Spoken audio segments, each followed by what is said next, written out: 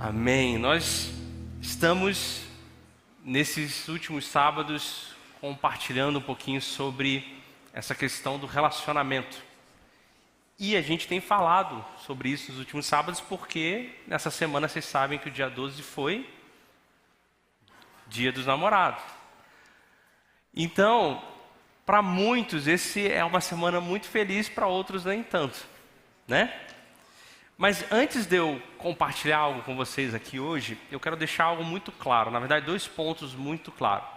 Primeiro, não é uma palavra falando contra o casamento. Porque pode parecer em alguns momentos que você esteja tentado a pensar assim, mas não é isso. Espera a gente terminar o nosso raciocínio, espera a gente terminar aquilo que a gente está conversando aqui essa noite. E também não é uma palavra te desencorajando a casar. Amém? Então, pode parecer que isso vai saltar aos olhos em algum momento, mas essa não é a nossa ideia. Na verdade, a ideia hoje é a gente trazer uma palavra te encorajando a viver o que Deus tem para a sua vida. Ao que Deus tem para você, seja você solteiro, seja você casado. Aliás, eu vou dar uma grande chance e oportunidade agora nesse momento. O pessoal já pegou. Quem é solteiro que não está namorando, não está noivo, não é casado, levante a sua mão, por favor. Não é doença não, tá, gente? 5 segundos para você olhar rapidinho. Quem foi esperto e é solteiro não levantou a mão e está aproveitando para olhar. Olhou aí? Já deu? Beleza? Agora, quem aqui não é casado, namora, tem relacionamento, tá noivo? Legal. Hoje, como o próprio título da mensagem diz, é uma mensagem somente para solteiros não casados. Então, se você tem um relacionamento, está namorando, é noivo, também é uma mensagem para você. Para você que é casado, está aqui entre nós, também é uma mensagem para você, mas é mais um pedido de ajuda. É um pedido de ajuda para que você ajude aqueles que são solteiros. E não é para achar a costela perdida, a tampa da panela, o pé da havaiana, não. A ideia é para você ajudar eles em outras coisas que a gente vai compartilhar aqui nessa noite. E o que acontece? Qual que é o padrão, normalmente, que a gente vive a vida? A gente normalmente tem alguns padrões, tem alguns pontos, tem alguns marcos que a gente vive, né? Todo mundo nasce, obviamente. Você se desenvolve, muitas pessoas vão para a escola, muitos vão para a faculdade, começam a trabalhar. Então, existem alguns marcos que normalmente a gente entende que nós devemos viver. E um dos marcos que dizem que nós devemos viver é o casamento. Então, em algum momento da minha vida, em algum ano, eu vou encontrar aquela pessoa, o prometido, aquela prometida, e eu vou casar.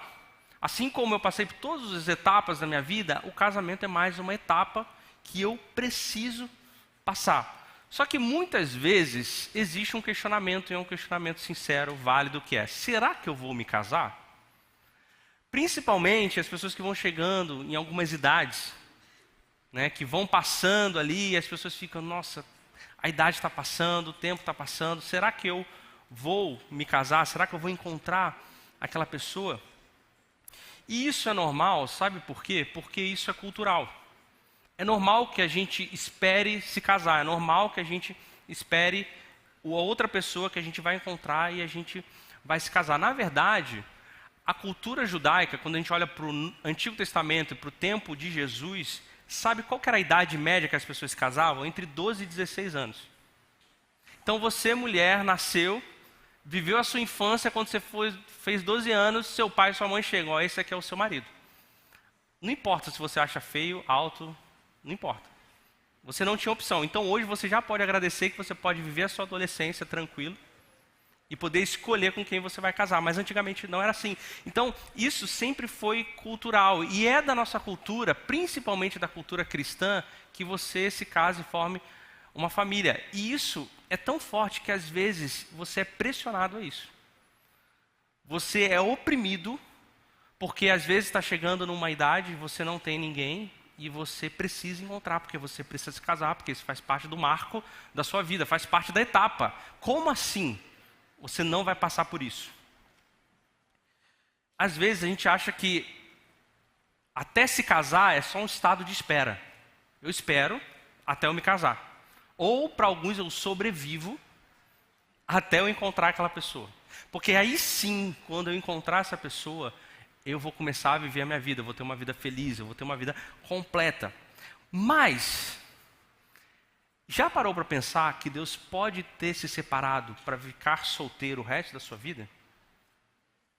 Já pensou nisso? Já pensou que talvez Deus esteja te capacitando com a possibilidade de você nunca casar, nunca formar uma família, nunca ter filhos? Por que isso é tão difícil para a gente pensar? Porque faz parte da nossa cultura, principalmente da nossa cultura cristã, de que esse é o marco que você precisa passar. Você precisa se casar. Se você não se casar é porque tem alguma coisa errada com você. Mas talvez não seja isso.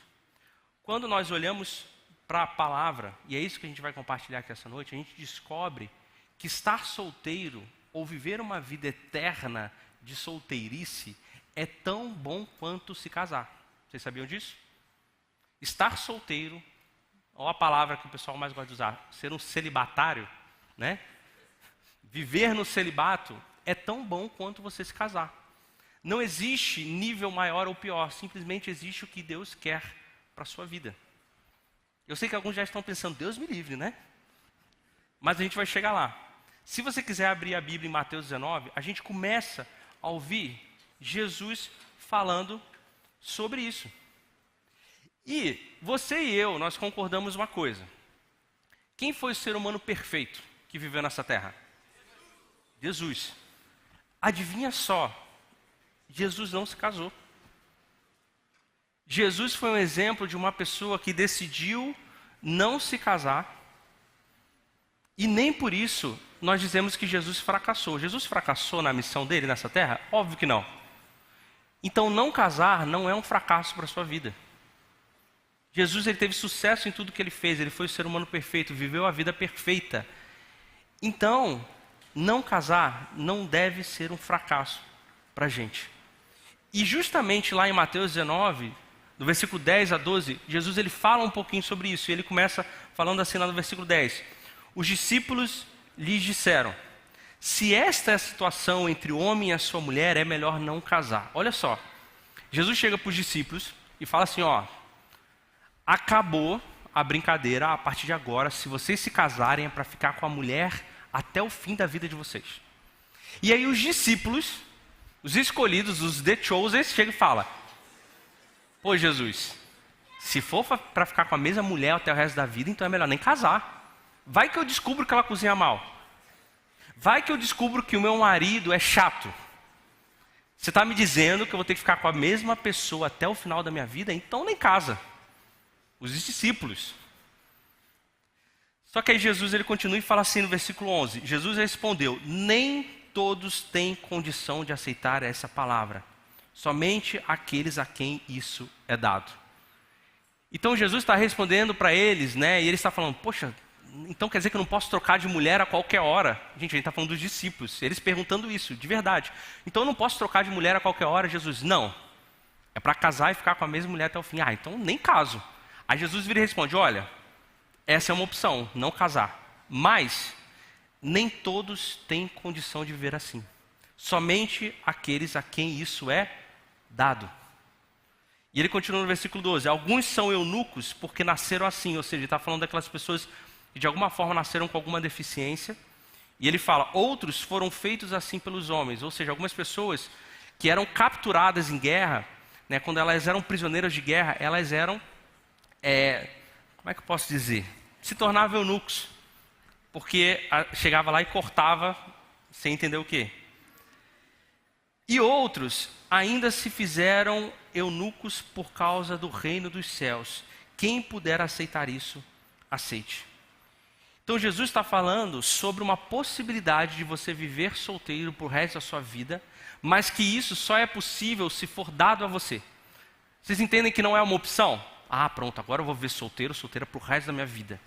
Você não tem essa opção de escolha. É algo que é dado, é uma capacitação que é dado a você para que você viva dessa forma. E quando a gente chega e fala para isso numa cultura como a nossa, que é envolto de figuras sensuais, é uma bizarrice você virar e falar, eu vou ser virgem até morrer. Sim ou não? É meio loucura você falar sobre isso, porque tudo o que nós vemos, ouvimos, é tudo envolto desse mundo que tem relação com relação sexual. Só que imagine essa possibilidade. Jesus está trazendo para a gente uma nova possibilidade que nunca antes foi pensada, nunca antes ninguém comentou sobre isso. E o que quer dizer isso? É como se Jesus estivesse falando das pessoas o seguinte, ó. Imagina você está na sua cozinha e você está preparando o sanduíche, vai comer aquele misto, sabe? Queijo, bota lá no pão, está preparando, e aí de repente você olha para a janela, você vê uma invasão extraterrestre. Você vê uma nave chegando, os ETs pulando, destruindo tudo. Você vai virar e vai continuar fazendo o seu sanduíche naturalmente como se nada tivesse acontecido? Obviamente que não. O mundo está acabando, está acontecendo algo surreal. Quando Jesus fala sobre essas pessoas que se tornam eunucos, ele está falando, olha, existe um grupo de pessoas que eles viram algo que ninguém mais viu. Que eles tiveram uma consciência que ninguém mais teve, que eles conseguiram observar alguma coisa surreal e incrível, que fez com que eles parassem tudo que eles estivessem fazendo e planejando da vida deles para viver para aquilo. É como se eles estivessem olhando para algo acontecendo e se manifestando e olhassem por as etapas da vida que toda pessoa tem que fazer, tal, casar, e falassem, olha, diante do que eu olho, isso aqui não faz nem sentido. Quem são essas pessoas? Ele vai dizer no final do versículo, pessoas que decidiram viver por causa do reino. Essas pessoas que decidem não casar, elas tiveram algo sobre a mente delas, ou sobre a visão delas, que elas visualizaram, porque Jesus veio sobre a terra e Jesus começou a fazer coisas incríveis. Ele começou a curar pessoas, ele começou a expulsar demônios, ele começou a ressuscitar pessoas, ele mesmo ressuscitou. Então essas pessoas olharam para tudo que estava acontecendo, que era o reino de Deus se manifestando sobre a terra, e falaram, olha, não dá para eu viver a vida como eu tenho que viver. Eu simplesmente preciso viver para isso, porque algo extraordinário, algo incrível está acontecendo aqui diante dos meus olhos. Então não faz sentido eu viver a minha vida normal. E quando nós abrimos em Apocalipse 14, você não precisa abrir, mas no versículo 4, nós lemos sobre o final dessas pessoas, que diz o seguinte, estes são os que não se contaminaram com mulheres, pois se conservaram castos e seguem o Cordeiro por onde quer que ele vá. Foram comprados dentre os homens e ofertados como primícias a Deus ao Cordeiro. Pessoas que por causa do reino decidiram não se casar, se manter em castidade, e decidiram perseguir o Cordeiro para onde quer que ele vá. Decidiram não ter famílias, não ter filho, não deixar um legado, não ter esposa ou não ter marido, porque decidiram perseguir o Cordeiro por onde quer que ele vá. Não é uma questão de opção, é uma questão de capacitação da parte de Deus. Você consegue ficar sem ter relação com outras pessoas, assim, de intimidade, de companheirismo? Talvez você devesse começar a pensar se Deus não está te separando para viver dessa forma, porque isso é possível.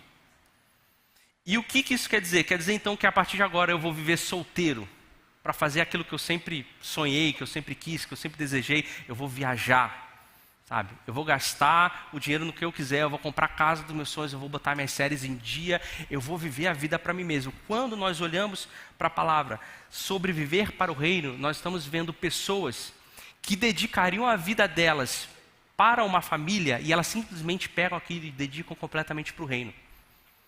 Vocês já viram um meme? Provavelmente quem é casado já viu. Que é um cara comendo alguma coisa, ele fala, antes era 30. Aí vira para a mulher, passou a ser 60. Aí vira para o filho, passou a ser 90. Aí vira para outro filho, passou a ser 120. O que Jesus está falando é que se você é alguém que decide viver para o reino, porque essa capacitação especial está sobre a sua vida, todo o dinheiro que você investiria numa família, por exemplo, você investe no reino. Todo o tempo que você investiria numa família, você investe no reino. Todo o seu sono que você perderia por causa do bebê que está chorando à noite, você tem que acordar. Jesus está falando, olha, investe isso no reino. Invista suas madrugadas em oração. Então essas pessoas que existem essa capacitação, elas perseguem o Cordeiro por onde quer que ela vá. Então, não casar não é um fracasso. E a gente sabe que viver para o Senhor é algo bom. Então, ser solteiro para viver para o Senhor é algo bom. E eu quero agora dar uma pausa nesse raciocínio e falar de um outro princípio, porque isso vai ajudar a gente a nos guiar nos próximos passos. Pensa o seguinte, você e eu sentimos fome, desejo, sede, né? Eu sinto sede, eu vou lá e bebo água. Você sente fome, você vai lá e come. Você tem alguns desejos, você vai lá e realiza esses desejos. O que acontece? Tudo o que nós sentimos, desejamos, queremos, eles são simplesmente uma referência de algo maior. Ok? Então, quando você sente sede de algo, Deus colocou esse desejo em você, na sua alma, no seu corpo, de sentir sede para alguma coisa, porque Ele queria nos comunicar algo maior do que isso, algo maior do que nós mesmos. A palavra hebraica para alma é fome. Então, eu e você somos como uma boca aberta, comendo tudo que nós vemos pela frente, porque nossa alma está sempre com fome de alguma coisa. Seja de algo físico, que é uma água, que é um alimento, ou seja de algo que tem relação com outras pessoas, ou seja de sentimentos. Então nós sempre estamos com fome o tempo todo. E aí nós nos lembramos lá de Jesus no deserto, e aí o diabo ele vai tentar Jesus, e ele fala o que para Jesus? Olha, você está com fome? Transforma essas pedras em pão, certo? O que Jesus responde para ele? Fala, olha, não só de pão viverá o homem, mas de toda a palavra que provém da boca de Deus. Jesus estava respondendo para o diabo o seguinte, olha, eu estou com essa fome, que é uma fome terrena, mas isso aqui expressa uma fome maior da minha alma, que é uma fome de quem Deus é. É por isso que várias vezes nós vamos ver aqui no Antigo Testamento, Deus sendo colocado como pão. Deus sendo colocado como a água que mata a sede. Jesus no poço com a samaritana falando o quê? Eu sou a água verdadeira que vai matar a sua sede. A sede que você tem é só uma referência, é só uma imagem, é só uma sombra de algo muito maior. Então tudo isso que nós temos como seres humanos, Deus colocou em nós para dizer, olha, isso aqui é uma representação de algo cósmico, de algo além de você. Os salmos que falam sobre como a corça anseia pelas águas com sede, eu anseio pelo Senhor. E aí vem aquela famosa frase de C.S. Lewis, né? Se eu tenho uma fome que nem o mundo, que nada nesse mundo pode me saciar, a única explicação é que o quê? Eu sou de outro mundo. A nossa alma não é daqui. É por isso que nada que a gente tente preencher vai alimentar a nossa alma. Sexo, drogas, bebida, relacionamentos. Porque a única coisa que pode preencher a nossa alma é o próprio Jesus, porque é para isso que nós fomos criados. E toda vez que eu sinto fome de algo, é para eu lembrar, eu tenho fome disso, eu tenho sede disso, mas isso representa algo maior do que eu. Na verdade, a minha alma tem fome é pelo Senhor, tem sede é por Deus, eu desejo a Ele. Então tudo que nós vivemos é essa representação de algo maior, inclusive o quê? O casamento. O pastor Guilherme pregou isso no sábado passado, o casamento é uma representação de um outro casamento maior. Então, gente, entenda, eu amo a Mari. Eu amo o nosso casamento, mas ele um dia vai acabar. Eu vou morrer ou ela vai morrer. Então o nosso casamento representa algo muito maior do que nós mesmos, que é o casamento que nós teremos com o Cordeiro, com Jesus. Inclusive, em Isaías 54:5 diz, porque o seu Criador será o seu marido, o Senhor Todo-Poderoso, e o seu nome, o Santo de Israel, é o seu Redentor. Ele é conhecido como Deus de toda a terra. Então, se há algo que o casamento representa, é o casamento que nós vamos ter com Cristo. E aí agora sim nós vamos entrar nos versículos principais da nossa palavra de hoje, que começa lá em 1 Coríntios 6. Nós vamos falar do capítulo 6, no final dele nós vamos iniciar o capítulo 7. E 1 Coríntios 6, lá no versículo 14, nós vemos Paulo falando sobre o mesmo assunto que Jesus estava falando. E ele começa assim, capítulo 6, versículo 14, falando: por seu poder, Deus ressuscitou o Senhor e também nos ressuscitará. Vocês não sabem que os seus corpos são membros de Cristo? Tomarei eu os membros de Cristo e os unirei a uma prostituta? De maneira nenhuma. Vocês não sabem que aquele que se une a uma prostituta é um corpo com ela? Pois está escrito, os dois serão uma só carne. Mas aquele que se une ao Senhor é um espírito com ele. Entenda o que Paulo está dizendo. Ele está dizendo, olha, quando um homem e uma mulher se unem, eles se tornam um só. Só que lembra que isso aqui é uma representação de algo maior, certo? Amém? Então ele finaliza lá no versículo 17 falando assim, olha, mas quem se une ao Senhor se torna um só espírito com Ele. O que ele está dizendo é que quando eu caso com alguém, eu represento um casamento maior do que eu represento a minha união com o Senhor. Mas quando eu estou solteiro, é como se você pudesse cortar caminho. Você não precisa passar pela representação terrena do que é casamento e ir direto para o seu casamento com o Senhor. Quer ver um exemplo? Festa é ótimo para a gente entender isso. Se você é casado, principalmente quem tem filho, cada saída de casa é uma batalha. É uma luta. E não importa o quanto você saia antes do horário, você chega atrasado. E aí, você sai de casa, aí você está com a criança, você está com a esposa, aí alguém se atrasa, aí vocês entram no carro, aí a criança não quer botar o cinto no carrinho, e ela quer a bola que ficou em casa, você tem que voltar para pegar. Eu estou sendo bem específico, vocês entenderam, né? Eu tenho que voltar para casa, pegar a bola, dar na mão da criança, a gente tem que entrar no carro, descobrir onde é, porque na correria eu não peguei o endereço, eu chego no local, aí eu tenho que sentar, ficar preocupado se o que tem de comer a criança come, né? E aí depois um come enquanto o outro cuida da criança, e aí troca, aí um come comida fria. Quem é pai aqui está entendendo o que eu estou falando, né? Vocês se conectaram aqui, né? Quem é solteiro, o que você faz? Cara, se você é homem, dá 5 minutos da festa, você ainda está na cama. Você só levanta, põe uma camisa, você vai no horário que você quer, você senta na mesa, não tem preocupação, fica no celular. Opa, comida? Pega comida. Se você está casado e tem filho, abriu a mesa de docinho, você nem viu, já era. Que você está correndo atrás da criança, eles não sabem o que vai acontecer, mas se você é solteiro, você vai lá, já pega um bando de doce aqui, leva para casa, leva para o pai, para a mãe.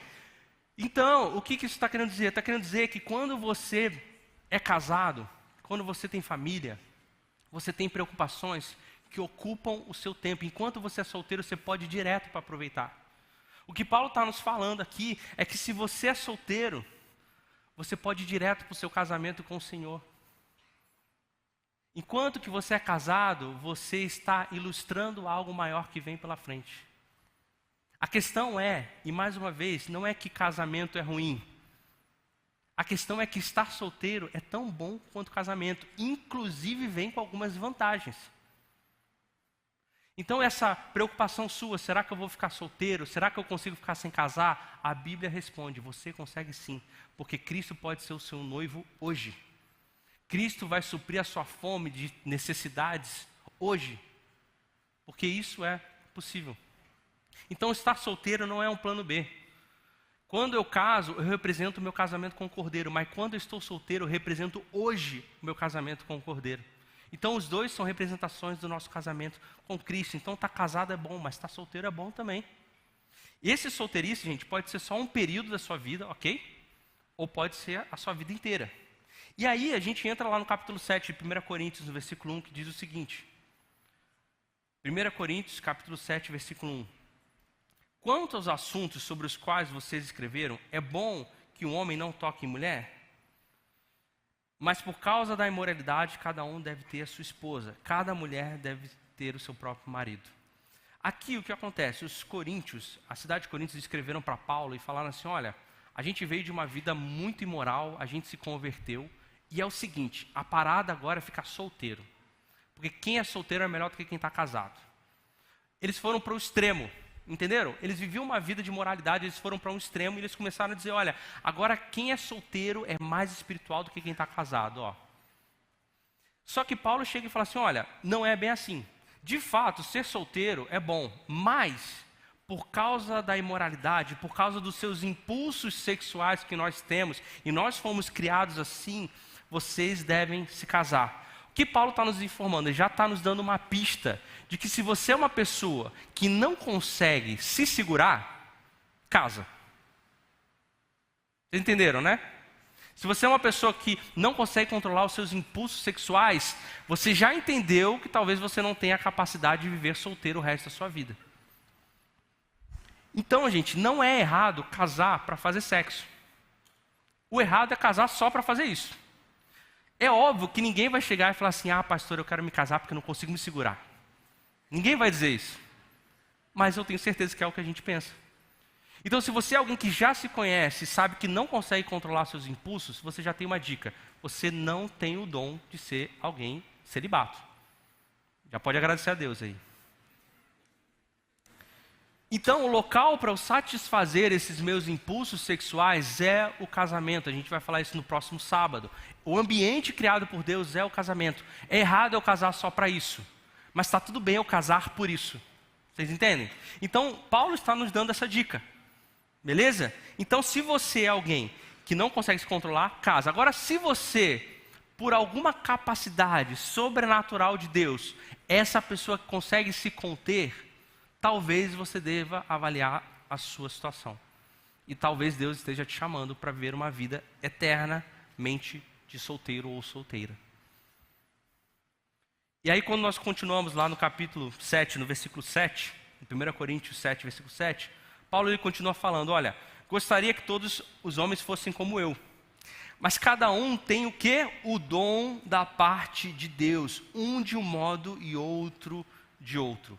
Digo, porém, aos solteiros e às viúvas, é bom que permaneçam como eu, mas se não conseguem se controlar-se, devem casar-se, pois é melhor casar-se do que ficar ardendo em desejo.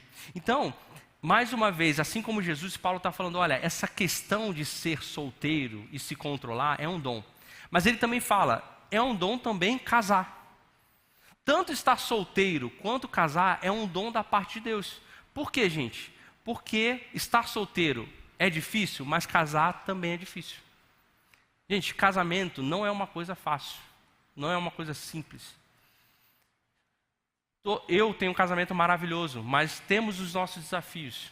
Todo mundo que é casado sabe dos desafios que vocês passam. Imagina você, para quem é solteiro, imagina você casar com alguém que vai descobrir todos os seus podres. Onde você vai ser exposto completamente. E ela vai poder ter um raio-x de quem você é, de tudo que você faz, de tudo que você pensa ao longo do tempo, isso vai piorando. Então o casamento é esse ambiente onde eu sou exposto e todas aquelas podridões que existem no meu coração são expostas. E a outra pessoa também expõe isso. E aí você tem que ter a sabedoria de Deus para poder lidar com isso. E amar essa pessoa e caminhar com essa pessoa. Então, estar casado também é um dom de Deus. Também existe uma capacitação de Deus sobre a sua vida. A gente às vezes vê uma pessoa que está casando pela terceira, quarta, quinta vez. Talvez essa pessoa não tenha esse dom de estar casado. Porque é necessário mesmo um caminho e uma capacitação de Deus para que isso aconteça. Os coríntios, eles erraram na importância que davam à solteirice, porque a exaltavam como se fosse a mais excelente de todas as virtudes, e a desejavam que fosse considerada como um meio de prestar cultos a Deus. Hoje, erramos em achar que estar solteiro é uma condição ruim, e exaltamos o casamento, ou quem é casado, como se fosse a maior virtude, sendo que os dois são bons, os dois são dom de Deus. E ser solteiro tem vantagens que quem é casado não tem. Então você que tem sofrido pressão para se casar, ouça essa palavra da parte de Deus e veja o que Deus tem para a sua vida. Você precisa só descobrir o dom de Deus para você, seja estar casado ou seja estar solteiro. E aí ele continua lá no versículo 25, ainda no capítulo 7, 1 Coríntios, dizendo: quanto às pessoas virgens, não tenho o mandamento do Senhor, mas dou meu parecer como alguém que pela misericórdia de Deus é digno de confiança. Por causa dos problemas atuais, penso que é melhor o homem permanecer como está. Você está casado? Procure separar-se. Não procure separar-se. Está solteiro? Não procure esposa. Eu vou ler de novo para ficar bem claro, porque foi uma falha aqui. Você que está casado, ok? Casados, não procurem separar. Amém? Se você está solteiro, não procure esposa ou marido. Mas, se vier a se casar, não cometa pecado. E se uma virgem se casar, também não comete pecado. Mas aqueles que se casarem enfrentarão muitas dificuldades na vida. E eu gostaria de poupá-los disso. Então, um contexto que Paulo está escrevendo aqui é o seguinte, ó. Naquela época tinha fome, muita fome naquela região, muito caos social, caos financeiro, econômico. Então o que Paulo está dizendo é, olha para a situação atual do mundo. Você pode se casar, presta atenção, ele fala assim, gente, se você se casar, não está errado, está tudo bem. Mas se você decidir viver solteiro, também está tudo bem. Mas olha para a situação do mundo e pense bem se agora é um bom momento para você se casar. Porque você vai passar por dificuldade. Isso é muito interessante porque assim, a sociedade... O mundo que a gente vive, ele só vai piorando, certo? Só está piorando, né? E vai ficar pior. Só que Paulo está nos comunicando, olha para a sua situação. Você já tem um emprego? Você já tem salário? Você já tem algo seguro? Se você não tem isso, talvez, eu estou parafraseando aqui, tá? Talvez avalie bem essa situação antes de decidir se casar. Porque talvez o momento seja o melhor momento para isso. Se por acaso você se casar e desejar se casar, tá tudo bem. Mas se não, tá tudo bem também. Então não dá para a gente viver apaixonado e dizer que vai morar debaixo da ponte. Ok? Não funciona isso. Então olha bem para a sua situação. Eu lembro de um grupo de colegas meus do seminário, que eles chegaram um dia para a professora e falaram assim: professora, a gente vai virar Marte, a gente vai morrer por causa do evangelho, a gente vai lá para os países perseguidos, vai dedicar nossa vida. Aí a professora: nossa, glória a Deus pela vida de vocês, mas deixa eu fazer uma pergunta, vocês querem se casar? Eles: claro. Vocês querem ter filho? É claro. Aí ela virou e falou: então vocês querem se casar, ter filhos, ir para um país, morrer e deixar as esposas de vocês viúvas e os filhos de vocês órfãos? Então, a condição que você está, ou a missão que Deus está te separando, ou a missão que seu coração deseja, olhe bem para a sua situação. Porque se você é uma dessas pessoas e fala: eu vou dedicar minha vida para o Senhor, eu vou para aqueles países perseguidos, eu vou lá para não sei aonde, avalie a sua situação sobre estar casado ou se casar. E aqui, gente, é muito importante a gente entender que depois que você se casa, você não pode de maneira nenhuma abandonar a sua família por causa de uma visão ministerial que Deus tem para você. Porque depois que você se casar, meu amigo, a sua família é a sua prioridade, o seu ministério é a sua família, acabou.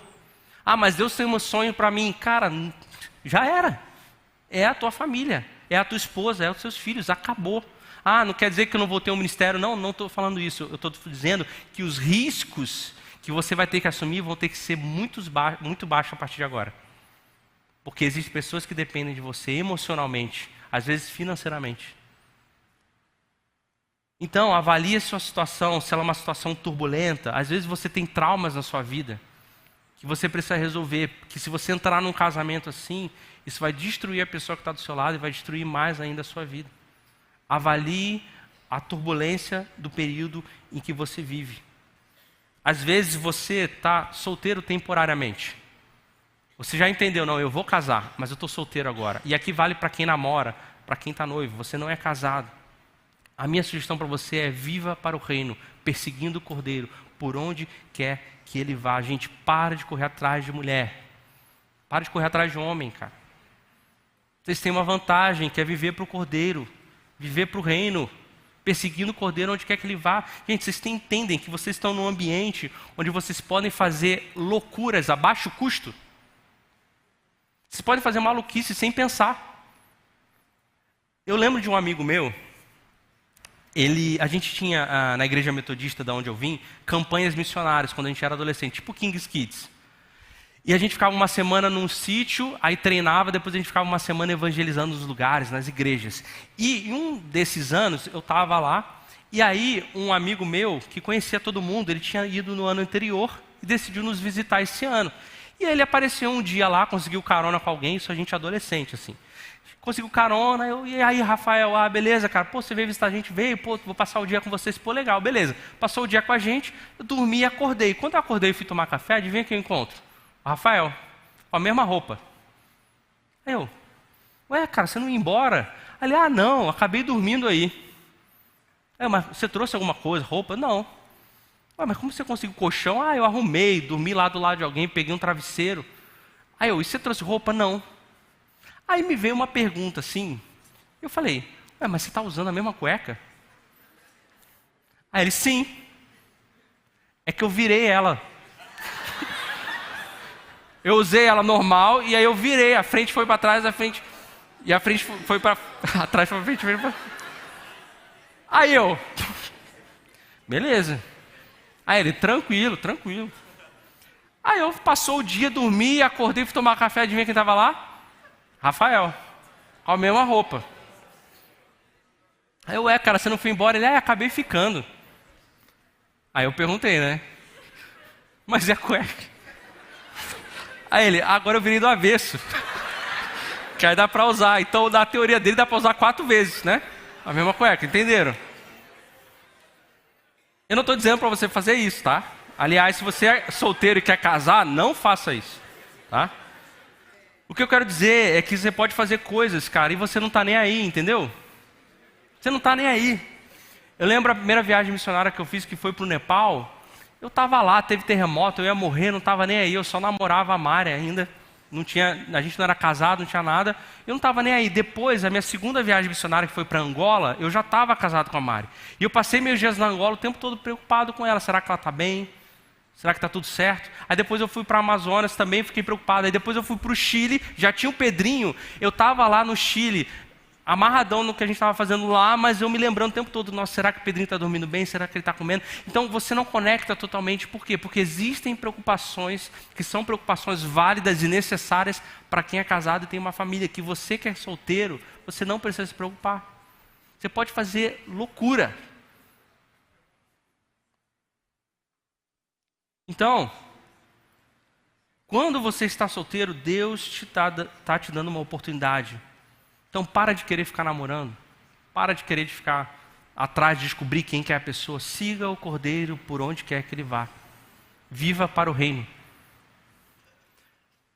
E aí, finalizando, a gente continua ainda no capítulo 7, 1 Coríntios, só que a gente vai lá para o versículo 29. Paulo, ele finaliza esse assunto e ele nos diz algo. Ele fala o seguinte lá no versículo 29. O que eu quero dizer é que o tempo é pouco. De agora em diante, aqueles que têm esposa, vivam como se não tivessem. Aqueles que choram, como se não chorassem. Os que estão felizes, como se não estivessem. Os que compram algo, como se nada possuíssem. Os que usam as coisas do mundo, como se não as usassem. Porque a forma presente deste mundo está passando. Gostaria de vê-los livres de preocupações. O homem que não é casado, preocupa-se com as coisas do Senhor, em como agradar ao Senhor. Mas o homem casado preocupa-se com as coisas deste mundo, em como agradar a sua mulher, e está dividido. Tanto a mulher não casada como a virgem preocupa-se com as coisas do Senhor, para serem santas no corpo e no espírito. Mas a casada preocupa-se com as coisas deste mundo, em como agradar seu marido. Estou dizendo, isso é para o próprio bem de vocês, não para lhes impor restrições, mas para que possam viver de maneira correta, em plena consagração com o Senhor. Apesar daqueles que estão casados, tem o seu marido, tem a sua esposa, tem seus filhos, a palavra nos convida a viver como se a gente não tivesse. Por quê? Porque o tempo é curto. Mesmo aquele que é solteiro, que vive para o reino, e mesmo aquele que é casado, Paulo está nos comunicando, nos dizendo, olha, você é casado, tem filhos, você tem preocupações, eu entendo isso, mas não se esqueça de que tudo aquilo que você tem vivido nessa terra é algo terreno. Não se esqueça que o seu casamento vai acabar, um dia você vai morrer, a sua esposa vai morrer. Um dia os seus filhos vão sair de casa, vão casar com outras pessoas. Não se esqueça de que aquilo que a gente tem que viver e para aquilo que a gente tem que viver está relacionado com viver para o Senhor. Os solteiros estão tranquilos, eles já vivem assim. Ou pelo menos deveriam desejar viver assim. Agora vocês que são casados, se lembrem que apesar de vocês terem isso e essas preocupações, vivam como se não tivessem. Porque existe algo maior. O casamento de vocês representa algo maior. Vocês devem viver para o reino. Eu não estou falando de abandonar a sua família. Eu não estou falando de deixar de lado com as suas responsabilidades que você tem. Eu estou falando para você entender que mesmo tendo as preocupações, existe algo maior. Mesmo com tudo que você precisa fazer, com as suas responsabilidades, tudo isso ainda é dessa terra. Eu sei que é duro pensar nisso. É duro. Chegar e falar, o seu casamento um dia ele vai acabar. Você vai morrer. Ou Jesus volta antes. Porque é daqui, entendeu? É duro. Mas o que a palavra nos diz é que apesar disso, nós nos lembramos que ele representa algo muito maior. Então, mais do que nós que somos casados nos preocupar em ser cupidos, vamos encontrar a sua esposa, o seu marido, a gente devia se preocupar e olhar para os solteiros e falar, será que eles estão vivendo, perseguindo o Cordeiro por onde quer que eles vá? Será que eles estão vivendo para o reino? Estão muito mais preocupados de, não, menina, olha a sua idade, você precisa se casar, e aí, como é que está?